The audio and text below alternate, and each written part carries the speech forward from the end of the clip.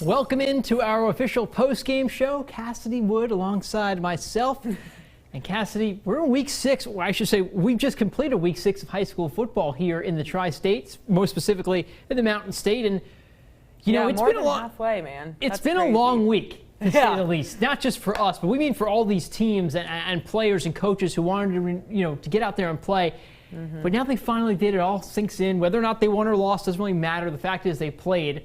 And Cassidy, we learned last Saturday night that Kanawha County was going to be moving into the gold. Correct. Which means that our teams in Kanawha County that we cover really would be allowed to play as long as they're playing another Kanawha County school or another county in the gold. And one big rivalry that was originally canceled and then brought back was that Battle of the Bridge. And I know you've got a lot more details on that game. Yeah, definitely. As you mentioned, I mean, a lot of people were worried when the map came out Saturday that Kanawha County wouldn't be able to play, but they came up with that schedule just in case Kanawha County stays gold for the next 3 weeks. And so Battle of the Bridge, of course, is St. Albans versus NITRO. They went to NITRO this year, and it is a really big rivalry. You know, these kids, to have this be game 1, even though it's week 6, it's game 1 for these kids, and to have it be this big of a rivalry was just really awesome. And I was able to head out to NITRO on Monday and talk to both head coaches, NITRO head coach Zach Davis and St. Albans head coach Nick Watts, to see what this rivalry means and what the emotions are on those fields. Our guys have practiced for a long time and they're ready to play. It's week 6 of high school football in the Mountain State, but in Kanawha County, it's only week 1. Joy, for sure, yeah. Joy, happiness. A little bit of nervousness. Usually we've played, 5 games by now. But hey, it's 2020 and we're just ready to go and ready to play. NITRO will host the St. Albans Red Dragons on Wednesday night, a big rivalry known as the Battle of the Bridge for their first game this season. I feel so bad for them as far as their season not being normal. But hey, they can't control that. Just control the controllables and let's go play some football. You know, we've just kind of told our guys you really only have two choices throughout this entire thing. You can either persevere and just keep working in the hopes that you get an opportunity to do something, or you turn your stuff in and we shake hands and that's it. And we haven't had anybody do that. Both NITRO head coach Zach Davis and St. Albans head coach Nick Watts say they're proud of their guys for fighting through these obstacles, and now they're just ready to play. Just continue to do what you're supposed to do, right? No shortcuts.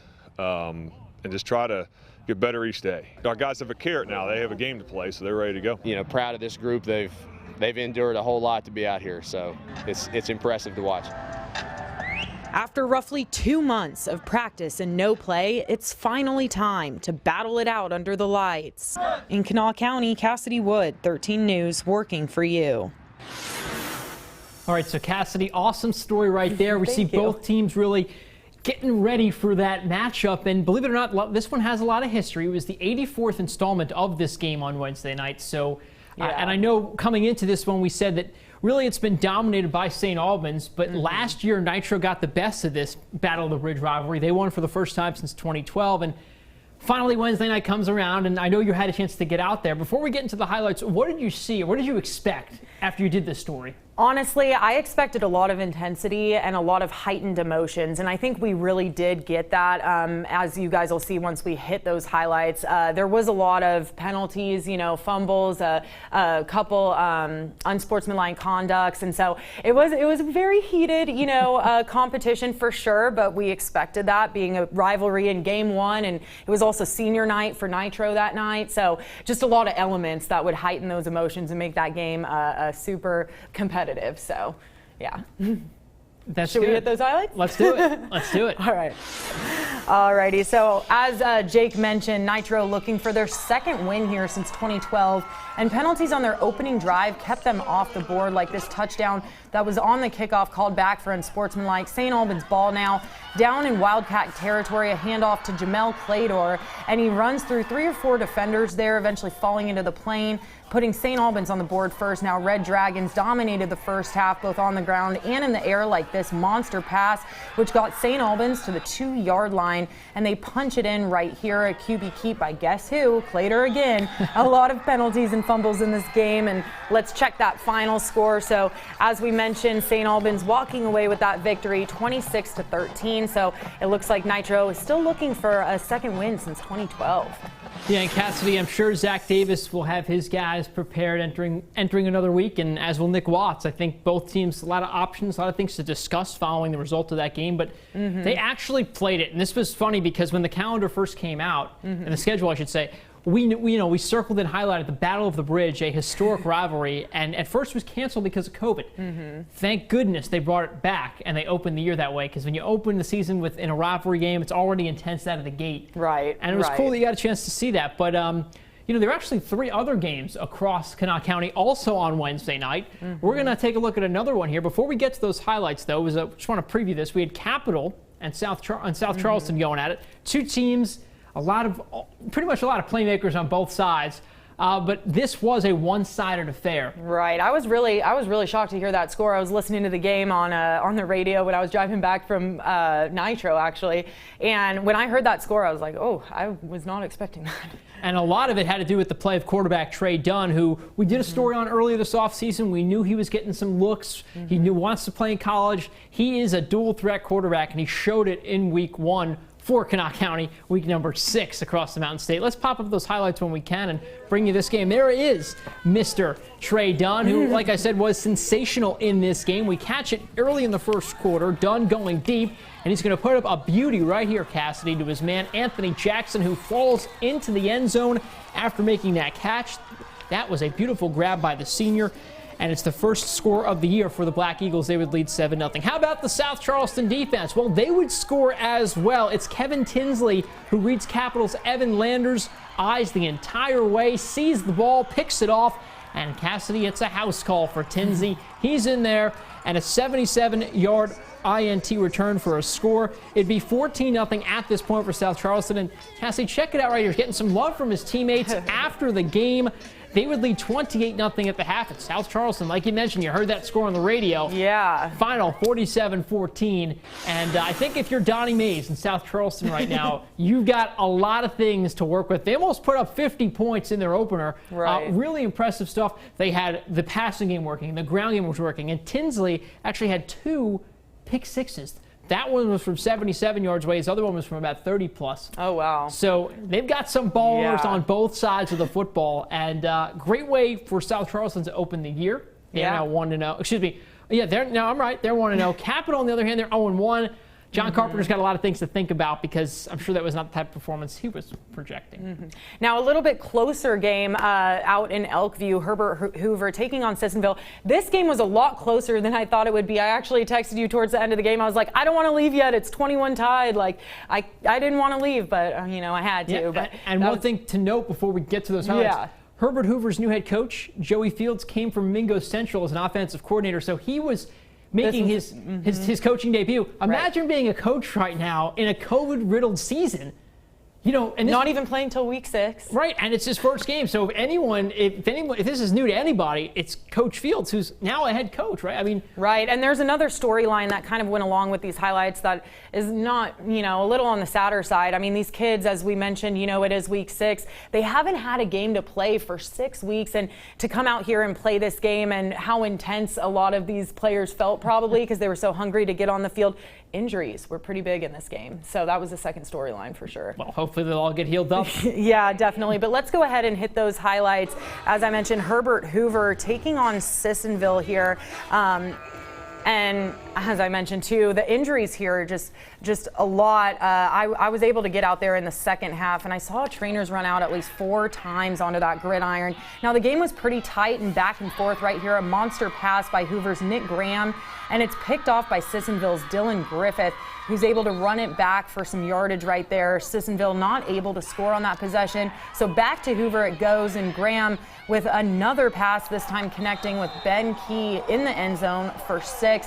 As I said, you know, a really back and forth game. Unfortunately, I did have to leave before it ended, so I couldn't see that final, but let's check that final score. It was 28-21, so Sissonville walks away just 1 touchdown up.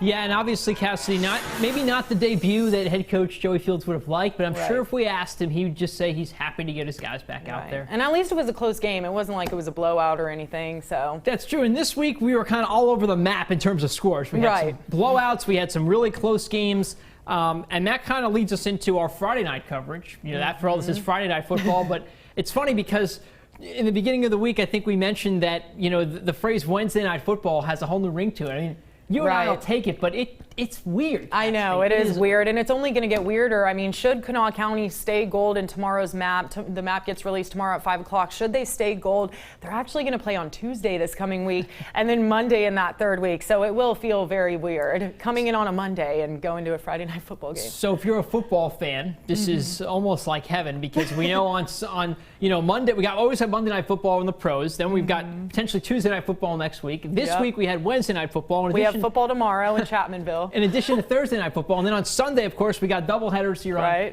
WOWK CBS 13. So we've got football coming out of every direction you possibly Pretty can much every day, 7 days a week. I love it. And I wonder, we'll have to do a story on what the players think of maybe not playing on Friday, but I don't really know if they notice. You know, you turn the lights on, the sun goes down, the moon comes up, and it's the same fans. I mean, you know, right now only parents and really family members can be in the stands, and so it's going to be the same number of people, whether it's a Tuesday, Wednesday, or Friday. So I don't really think it's that big of a difference for them, honestly. Probably not. But we want to turn our attention to our Friday night focus, because we've got a lot more games to get to. And Cassidy, I want to start. I know you've got our game of the week. Right. And I think it's a good place to start. Yeah, I think so too. And I was out in Winfield today.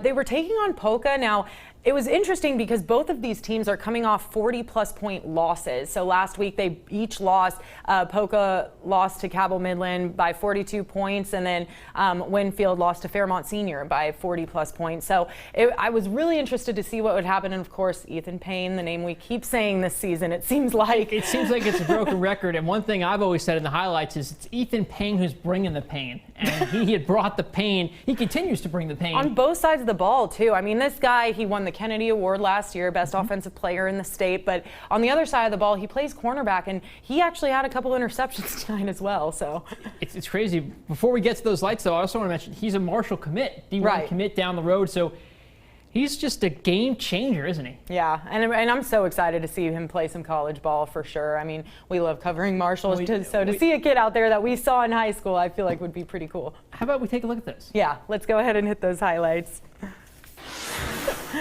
Alrighty, so as I mentioned, wrong ones. Let me get scored away here. It was an exciting game to watch, as I mentioned, because both teams lost to 40-plus points to their opponents last week. Now, Winfield came out strong. POCA fumbled on the kickoff, so the Generals started with it here. And it was a pass over to John Covert, who was able to snag a first down right there. The Generals on the board first this game, and it was a team effort as the line pushes their QB across that plane. The extra point was good here, so it began 7-0 Generals, but the Dogs quickly responded with this rainbow lob by quarterback Jay Cook to guess who?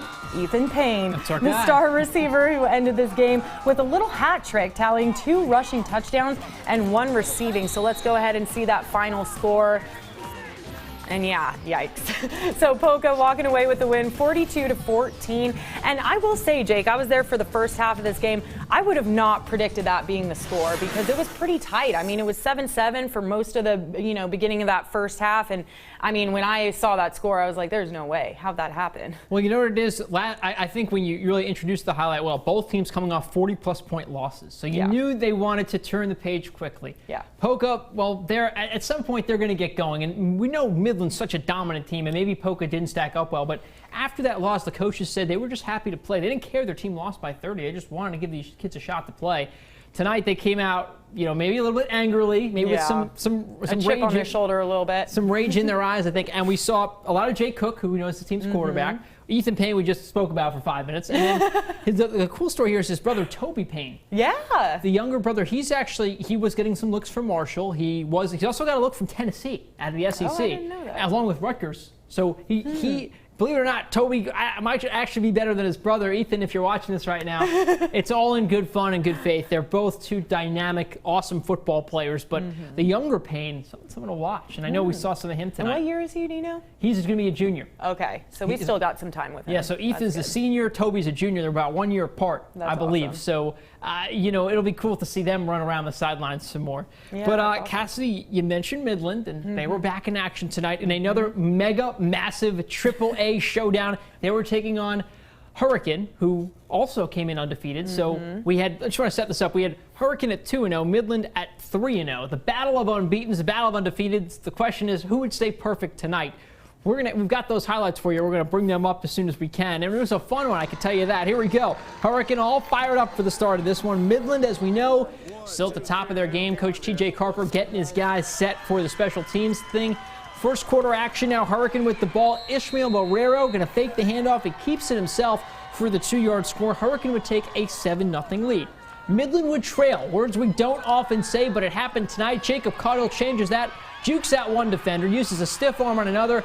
And he hits the hole and goes down the sideline, diving and nailing the pylon in the process. Midland would tie things up at 7. The Knights would then add to their lead. It's Caudill again, who's going to go right here in for the quick 2-yard score. He would have 2 first-half touchdowns. Midland would go out to a 13-7 lead. But Barrero comes back, and he's going to find his man Chase Hager on a beautiful 35-yard touchdown pass. Boy, that was really pretty right there. Hurricane would make the extra point. They would go up 14-13 at the half, but Midland would come back late in the second half and defeat Hurricane 28-20. We see the dance team getting excited there as well. But this was a great game. So the battle of unbeatens now is no longer. Midland, Cassidy, will stay perfect on the year, 4-0. Hurricane now down to 2-1. But this was a game that I don't think we thought would be as close as we got it, but it was pretty close. And I know your game was close at the start and then kind of opened up. This game really never opened up. It was a neck-and-neck race. So really cool to see. And did that shock you at all? You know, I think it did. I think, like we said in the highlight, Midland actually trailed in this game. Let's not forget, this team lost 1 game last year, hasn't lost a game this year, and they were the state runner-ups for AAA. So this team was built to win. We saw some adversity tonight. We saw a team of Midland football in an area where they could be exposed. So a lot of people didn't think they could be, but they can be. And Ishmael Barrero and the Hurricane offense found it a little bit. Got to give that kid credit for making some plays with his feet. He's got a killer arm, got to say. We saw that pass to Chase Barrero. He's got an arm. He's definitely in the gym lifting weights. Oh, yeah, this team's going to still be good this year. Next year, they've got 4 seniors. They'll be even better. But Hurricane football, the Redskins, Hurricane Redskins, they are still the Redskins, by the way. They're a name. They're going to be a team to watch, and they're going to be competitive. They're going to be in the top half of this MSAC division, or conference, rather. And it's just going to be interesting to see. It was a fun one. Wouldn't be surprised if they meet again in the playoffs, potentially. Yeah, I wouldn't be surprised at all. And hopefully next year we have more of a normal season. It certainly would be a better thing if we could get more normal. Well, want to do something a little fun? Word of the week? Sure, why not? All right. So I don't know. Did you see any touchbacks tonight? I didn't. They were all run out. Yeah. Neither did I, but that was our word of the week. So if we can go ahead and pull that up. Now, if you guys don't know, every week we do a thing called Word of the Week where I try to come up with a football term and ask parents and, family members, band members, cheerleaders, if they can define it for me. So this week was touchback. So let's see. Isn't it when they kick it and then oh gosh. A good description, I don't know. I mean, it's not good gun. It's when they run the ball back into the end zone. Whenever they, no, that's not when they catch a ball in the end zone. It's where the other team fumbles it near the touchdown, and the other team gets it and they score the touchdown. Safety is when they tackle the other team in the end zone. Something about 25 yards, maybe. The ball, yeah. And you're going in, and the other team may intercept it or whatever, and they down it. I don't know. When you kick the ball back and it goes into the end zone and they grab the ball, right? When the ball goes into the end zone, it touch back out to the 20-yard line. Yeah, I'm clueless. I don't know. All righty, so Cassidy, touchback. I got to say, you know, when you look at this segment, this awesome segment that we just introduced this season, the word of the week, we've seen dime back, we've seen neutral zone. Encroachment. Right, we've seen some interesting terms, touchback getting a little bit easier, but there were still some people who still need to brush up on their football IQ. Yeah, a little bit, but I just love it. I think it's so funny. You know, a lot of people are weary about being wrong on TV or whatever, but I think it shows a fun side of this show, and it gives people an opportunity to be on air, which is always fun too. Absolutely. So we are, of course, from the Tri-State, but we pretty much put a bow on our West Virginia high school football coverage for the week. I'd say so. We showed you Wednesday games. We brought you some Friday games. We're going to talk about Ohio a little bit later on, but first we're going to get to Kentucky, Cassidy, because we've had two really big matchups tonight. The first one we had was we had East Carter visiting Ashland. Now, this game's significant because Ashland, you know, this was their first home game of the season, their first conference game of the season, and they're 2-0. And let's not forget, a couple weeks ago, they were supposed to open their season. COVID-19 concerns shot them down. So they quarantined properly. They got back to playing. We've got some Ashland highlights for you. They were taking on, as I mentioned, East Carter. Let's bring up those highlights if we can. Here we go. We picked this one up in the second quarter. Ashland well ahead at this point, 35-7. Brett Mullins going to look for JT Garrett. Garrett goes up, makes the catch, jukes out a defender, gets away from another, and then he just goes the distance, Cassidy, all the way into the end zone for the score. It was a great play right there. It was actually our play of the night candidate, but we'll let you know if it got it. But the Tomcats would take a 42-7 lead into the halftime locker room, and then pretty much in the second half, it was pretty much a one-sided game as well. East Carter, they were in full catch-up mode the rest of the way, but this one was all Ashland tonight, 54-7. The final, the Tomcats, Cassidy stay unbeaten. They move to 3-0. Wow, that's awesome. So a pretty good basketball team and football team, I guess. That's right. They have an undefeated basketball team, too. Especially for boys. Unfortunately, that season was canceled due to COVID. We really don't know how that one's going to play out. Hopefully, the football team can make right on the wrong that COVID did. Yeah, definitely. And staying in Kentucky, we had a game out in Russell. They hosted the GREENUP County Musketeers. I love that mascot, Jake. I always think of the candy bar. What do you think of when you think of Musketeers? I think of Mickey Mouse. I do. Like the Musketeers, you know, the old school Mickey Mouse show, clubhouse show or whatever it was, the black and white. That's what I think of. See, I can go for a Three Musketeers ball right now. Yeah, I could too. Even though it's, what time is it right now? Like 12:15? It is 12:15. Never too late for candy. Good morning to everyone. Yeah, good morning. Just make sure to brush your teeth, though. Oh, my God. All right, let's hit those highlights. All right, the Russell Red Devils, as I mentioned, hosted a home game against the GREENUP County Musketeers. In the first quarter here, Red Devils have possession. Charlie Jakimchuk hands the ball off to Ethan Oborn showing some power here as he's able to push into the end zone for that touchdown. Devils up 7-0.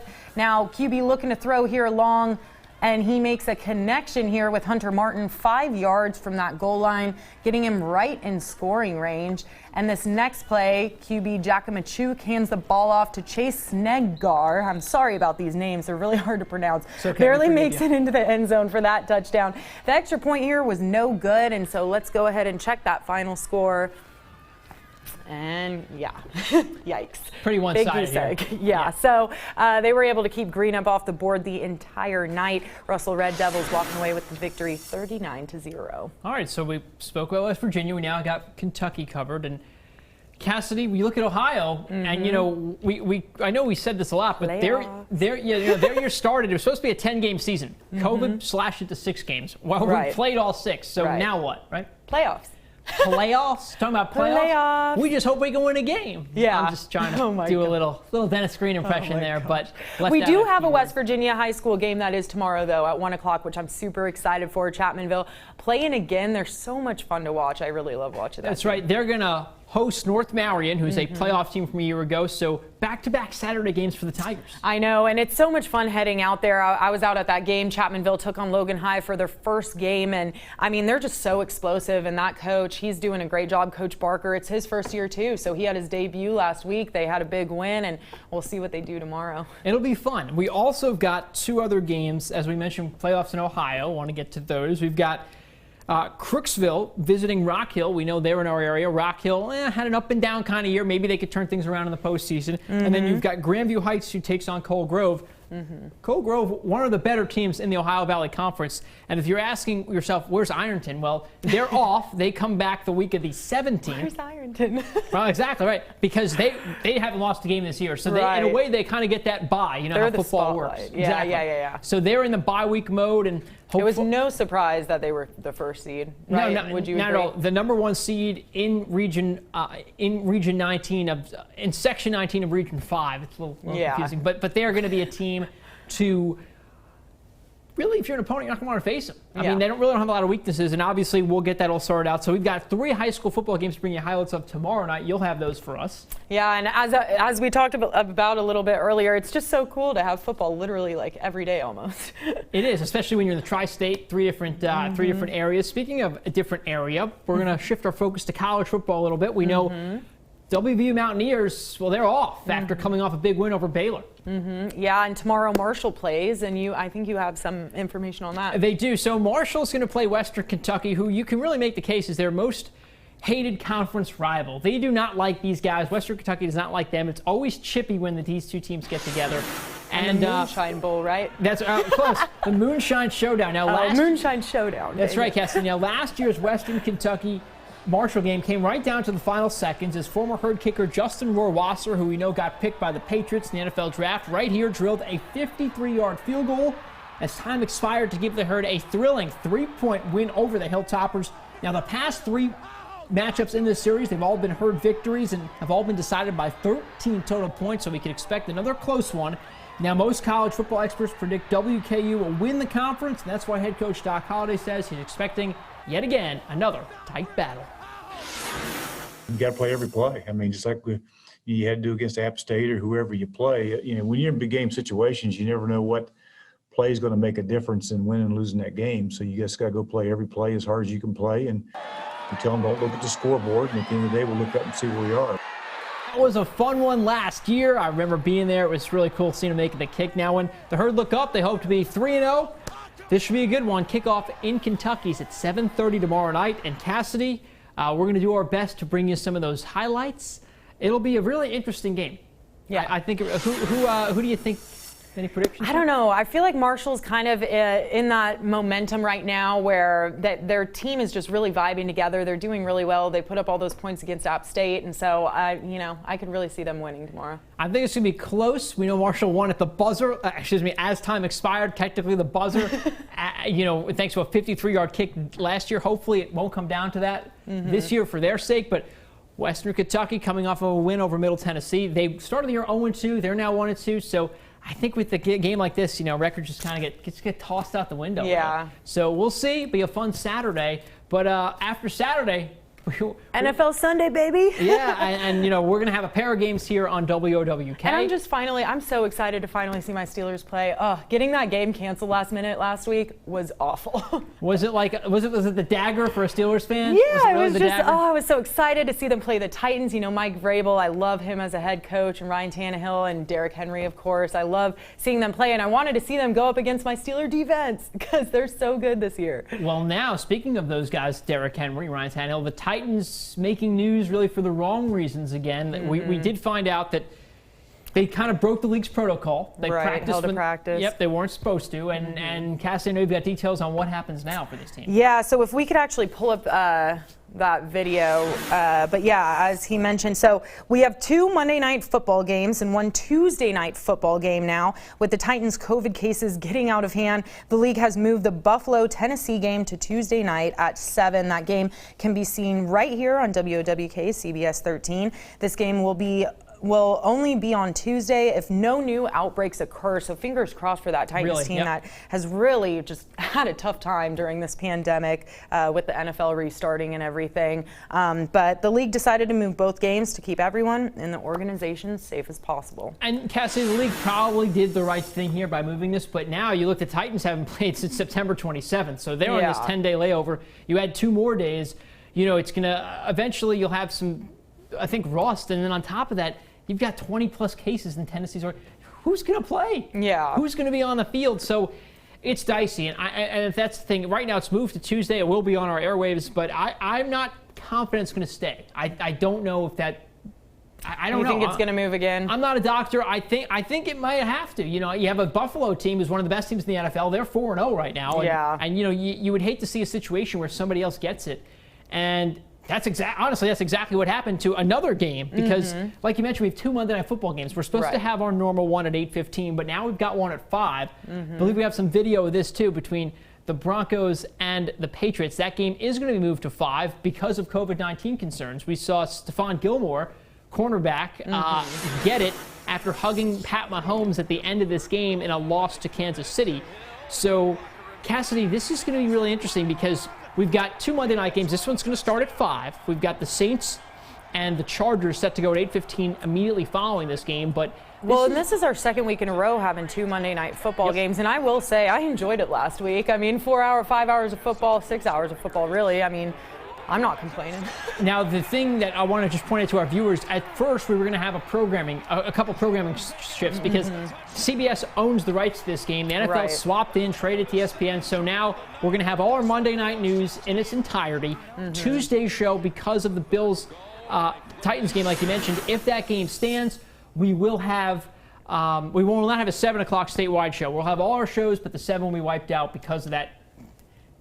Our 7 show, which is not statewide, it's regional. I guess that will be wiped out. So that's just something to note. If you're expecting to see the 7 on Tuesday, you won't should the game stand. So I think we're in this position where, you know, who knows? If one network owns all these games, it could be just blown out. So luckily the league stepped in, did the right thing, and now we don't have to go channel surfing. Because what happened last Monday night, we were in the 4th quarter of the game right here on Channel 13, and ESPN's game started, and you had people going back and forth. So NFL wants to eliminate that, keep its viewers where they should be. Yeah, and another weird thing with the NFL that you actually pointed out to me today, now they're going to be getting fined if they're standing around officials without a mask on, coaches. And, you know, I think that's going to be really, really difficult for coaches and people who are on that sideline because you can't, I mean, I don't know if you've tried to talk to someone far away with a mask on. It's really hard to hear them, and coaches are always, you know, pulling it down to yell at their players. So it's going to be really interesting to see how that rolls out this weekend too.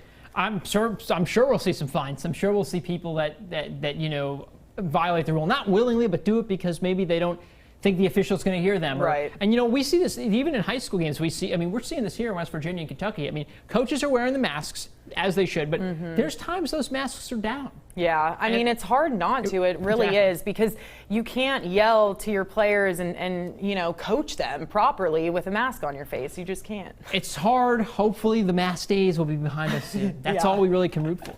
Yeah, hopefully so. I mean, I think that about wraps up our show, though. Do you have anything else you wanted to? No, I think it was just another great week of high school football. Obviously, you look at West Virginia and time is flying. I know we say that every week, but we've got 3 weeks of the regular season left, week 7, 8, and 9. Then a potential playoff situation should we get there safely. And then for a lot of these teams, it might just be a year where they just want to throw things away and start over because, I don't know, Cassidy, to me, a COVID-filled season, yes, they want to play, but things are not the same. No, and I just, again, we say this all the time, I just feel for those seniors, you know. It's so rough. Like, back in Logan County, I talked to one of the Chapmanville players, actually, about how he was really trying to go to Marshall, and this is his senior year. He was hoping to be looked at and kind of seal the deal, and it's just, it's been really hard for him, so. Yeah, I want to remind everyone we've got high school football coming up on Tuesday. Should that map stay in the gold or potentially a better color for our And speaking of Chapmanville, we have them tomorrow. So, yeah, we'll have those highlights for you guys tomorrow at 6 o'clock, and Marshall, of course, too. It'll be a fun-filled football weekend. We can promise you that. Yes, it will. Yes, it will. All right, for Cassidy Wood, I'm Jake Siegel. Thanks for joining us both on broadcast and here on the web. We hope you have a great weekend, and we'll have those highlights for you tomorrow night. Have a good night, guys.